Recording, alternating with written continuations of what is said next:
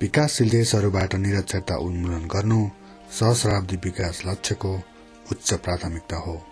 सही अनुरूप विकासशील देशका सरकारी तथा गैर सरकारी क्षेत्रले शिक्षालाई सर्वाङ्गीण विकास नीतिको एक अभिन्न अंग बनाउँदै आएका छन्। विभिन्न अध्ययनहरूले के देखाउँछन् भने शिक्षाले गरिबी निवारणमा सहयोग पुर्याउँछ र स्वास्थ्य सूचकहरूमा समेत सकारात्मक प्रभाव पार्दछ। नेपाल लोक कल्याण संघ एक त्यस्तै गैर सरकारी संस्था हो जसले नेपाली दुर्गम गाउँहरूमा शिक्षाको ज्योति छरिरहेको छ। यस संस्थाले गरीब तथा विपन्न विद्यार्थीहरूलाई छात्रवृत्ति प्रदान गर्छ, विद्यालयहरूलाई आर्थिक तथा भौतिक सहयोग गर्छ र बाल विकासका निम्ति छुट्टै बाल विकास केन्द्रको समेत स्थापना गरेको छ। शिक्षालाई संघले गरिबी निवारण र जनसशक्तिकरणको एक सेतुको रूपमा लिएको छ र त्यसै अनुरूप काम समेत गर्दै आइरहेको छ।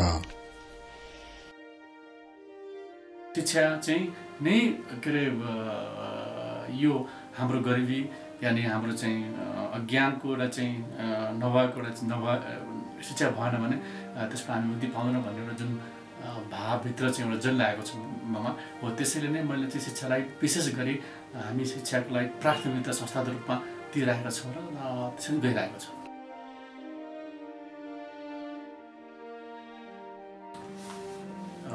हामीले दुई तीनवटा कारणले चाहिँ एडुकेसनलाई चाहिँ फोकस गरिरहेछौँ होइन। एउटा कुरा त के हो भन्दाखेरि हामीले एडुकेसन चाहिँ ले पोभर्टी एलिभेसन गर्न चाहिँ सहयोग पुर्याउँछ होइन।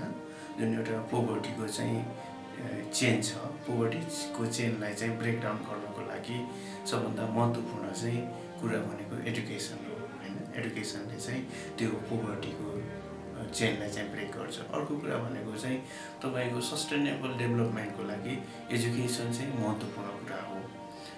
हामीले अरू कामहरू गर्छौँ अथवा अरू विकासको काम गरौँला, तर त्यहाँ चाहिँ शिक्षा छैन भने, एजुकेसन छैन भने त्यो सस्टेनेबल नहुन पनि सक्छ हामीले गरेको काम।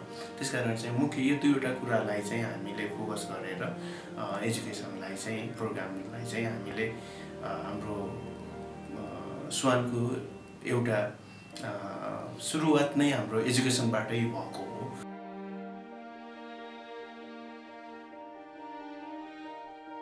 सबैका लागि शिक्षा भन्ने मान्यतालाई आत्मसात गर्दै नेपाल लोक कल्याण संघ स्वानले विद्यालयहरूमा आर्थिक तथा भौतिक सहयोग गर्ने र स्तरीय शिक्षाको लागि थप शिक्षकहरू समेत नियुक्त गरिदिने गरेको छ। जति पनि हामी एकदमै गरिब परिवारका, हामी पनि गरिब परिवार र हाम्रा विद्यार्थीहरू पनि, हाम्रा अभिभावकहरू पनि एकदम विपन्न वर्गका छौँ। यसमा कतिपय अब हामीले विद्यालयलाई प्रति विद्यार्थी लिने सहयोग 10-20 रुपियाँ पनि तिर्न नसक्ने अभिभावकहरूको विद्यार्थीहरूलाई चाहिँ सपोर्ट गरिदिनु भएको छ उहाँहरूले विभिन्न डोनरहरू खोजेर। अनि अब हाम्रो चाहिँ यो भौतिक अवस्था त यहाँको एकदमै जिरो भन्दा नि माइनसतिर थियो सर पहिले त। अब त्यो अवस्थालाई चाहिँ सपोर्टिङ गरिदिनु भएको छ। अब भवनहरूको योजनाहरू कतै कतैबाट अब सायद उहाँहरूले पनि डोनर खोज्नुपर्छ होला, आफूसँग त सबै कुरा छैन होला, डोनरहरू खोजिदिनु भएको छ, ल्याएर अब लगानी गरिदिनु भएको छ। अब हाम्रा शैक्षिक सामग्रीहरू भयो, अन्य अन्य कुराहरू, धेरै कुरा कदेखि यहाँसम्म नै सपोर्ट छ अहिले त। बालबालिकाहरू निरक्षर भएर घरदैलोमा बस्नु नपरोस्, विद्यालय आउने वातावरणमा रमाई विद्यालय आउन सकुन् र तिनीहरूको पठन पाठनमा लगनशील मिहिनेत पक्का पनि बढ्नेछ भन्ने जुन एउटा कार्यक्रम अभिभावकको भेलामा राखेर उहाँहरूले हामीलाई पहिला अभिभावकहरूलाई जनचेतना फैलाउने कार्यक्रम गरिदिनु भयो। त्यसलाई निरन्तरता दियो राख्नको लागि हामीलाई अहिले 2 वर्ष भयो शिक्षक सपोर्ट एकजना शिक्षक संस्थाबाट सहयोग गरिरहनु भएको छ। हामी यहाँसम्म आउन स्वानको सहयोग हो। किन यदि पहिला प्रमोट चाहिँ स्वानको चाहिँ हुन्छ नि एउटा चाहिँ छात्रवृत्ति दिने एउटा भयो, त्यो तलको जग्गा छ नि, जग्गा पनि स्वानको सहयोगमा हो।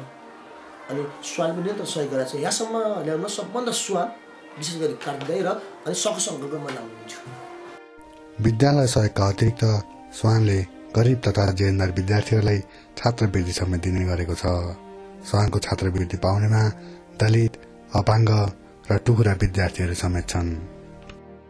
हामीले चाहिँ विभिन्न स्कलरसिप प्रोग्रामहरू चाहिँ के अरे सुरु गरेका छौँ, जसबाट चाहिँ आज अहिले हेर्नुपर्दाखेरि चाहिँ 108 जना विद्यार्थीहरू तपाईँको शिशुदेखि लिएर युनिभर्सिटी लेभलसम्म चाहिँ स्कलरसिप पाएर हाम्रो सङ्घको तर्फबाट स्कलरसिप पाएर चाहिँ पढिरहेका छन्, राम्रो विकास पनि गरिरहेका छन्, जसमा हामी खुसी छौँ।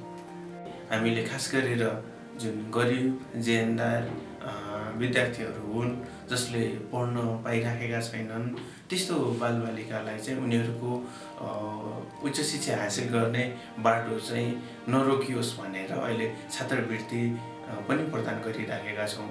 हाम्रो अपाङ्गहरू पनि छन्, यो भित्र चाहिँ ब्लाइन्ड खास गरेर अपाङ्गहरूमा चाहिँ ब्लाइन्ड स्टुडेन्टहरू पनि छन्, गरिब विद्यार्थीहरू पनि छन्, छात्राहरू छन्, केटीहरू छन्, दलित बच्चाहरू चाहिँ धेरै छन्, माइनोरिटी त्यस्तै गरेर चाहिँ जनजाति बच्चाहरू पनि धेरै छन्, जुन चाहिँ समाजमा चाहिँ अगाडि आउन सकेको छैन। त्यो वर्गहरूलाई चाहिँ फोकस गरेर हामीले चाहिँ स्कलरसिप चाहिँ प्रदान गर्ने गर्छौँ। भर्खरै मात्रै एकजना भाइ मनिष हरिजन भन्ने उनले चाहिँ बिएफए कम्प्लिट गरिसके, ब्याचलर इन फाइन आर्ट्स, र त्यसपछि युकेमा छन् र उनी त्यहाँ चाहिँ आर्ट्सको चाहिँ विद्यार्थी भएको हुँदाखेरि सोलो एक्जिबिसनको लागि राखेका छन्। त्यस्तै गरेर भर्खरै सुरज सार्की भन्ने अर्को भाइले चाहिँ नेप्लिज आर्मी को चाहिँ इन्स्टिट्युट अफ हेल्थ साइन्समा चाहिँ एमबिबिएसमा नाम निकालेर अहिले डक्टरी चाहिँ पढ्दैछन्।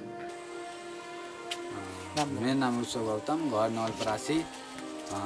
2058 माघ 1 गतेबाट यसै श्री जनता धनहर उच्च माध्यमिक विद्यालयमा बाट बिरेल स्टडी सिकी हाल यसै विद्यालयमा कक्षा 12मा अध्ययन छु।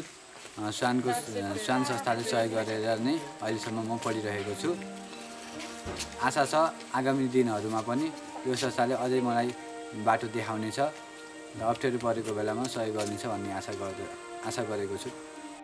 निश्चित बजेटमा केही समयको लागि सञ्चालन गर्ने कार्यक्रम जस्तो नभएर स्वान छात्रवृत्ति एक बृहत तथा दूरगामी प्रभाव पार्ने कार्यक्रम हो। एजुकेसनमा जब हामीले स्पोन्सरसिप स्किम हामीले सुरु गऱ्यौँ, यो कस्तो किसिमको एउटा प्रोजेक्ट हुने रहेछ भने यसलाई प्रोजेक्टै हामी भन्दैनौँ, हामीहरूलाई वास्तवमा भने होइन एउटा निरन्तरता दिनुपर्ने।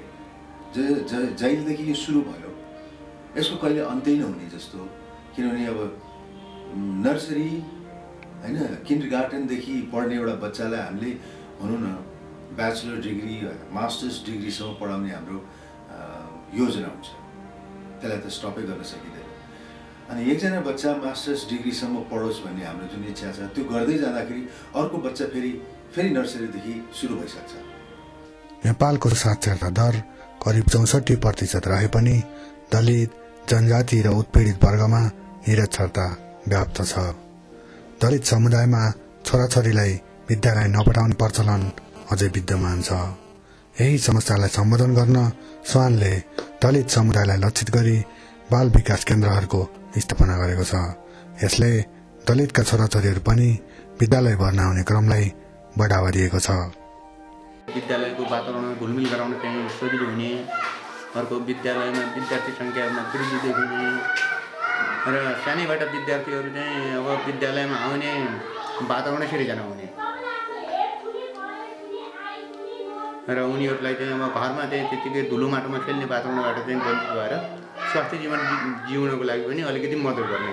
स्वानले त अब बाल विकासको लागि अब चाहिने आधारभूत अब शैक्षिक सामग्री प्रदान गर्ने, आर्थिक सहयोग प्रदान गर्ने र अनि बेला बखतमा निर्देशनहरू दिने काम गरिराखेको छ र आशा छ अझ स्वानबाट पनि यस विद्यालयको लागि पनि बाल विकास केन्द्रलाई मात्रै नभएर विद्यालयलाई पनि केही सहयोग गर्नेछ भन्ने हामीलाई त्यहाँ आशा लागेको छ। शिक्षा क्षेत्रमा स्वानको योगदान 20 वर्षभन्दा लामो छ। धेरै परिवर्तनहरू भइसके पनि सम्पूर्ण निरक्षरलाई साक्षर र अशिक्षितहरूलाई शिक्षित बनाउने लक्ष्य अझै पूरा भइसकेको छैन। यात्रा जारी छ। जुन निर्भर छन्, जुन असहाय छन् र तिनलाई चाहिँ सहयोग होस् र चाहिँ भविष्य उनको उज्जवल होस् र उनी पनि एउटा चाहिँ देशमा जिम्मेवारीपूर्ण काम गर्न सकुन् भन्ने एउटा जुन भावले उनलाई सघाइएको हो, त्यो सफल भएको देख्दाखेरि चाहिँ एउटा चाहिँ आन्तरिक उसमा चाहिँ धेरै खुसी लाग्छ।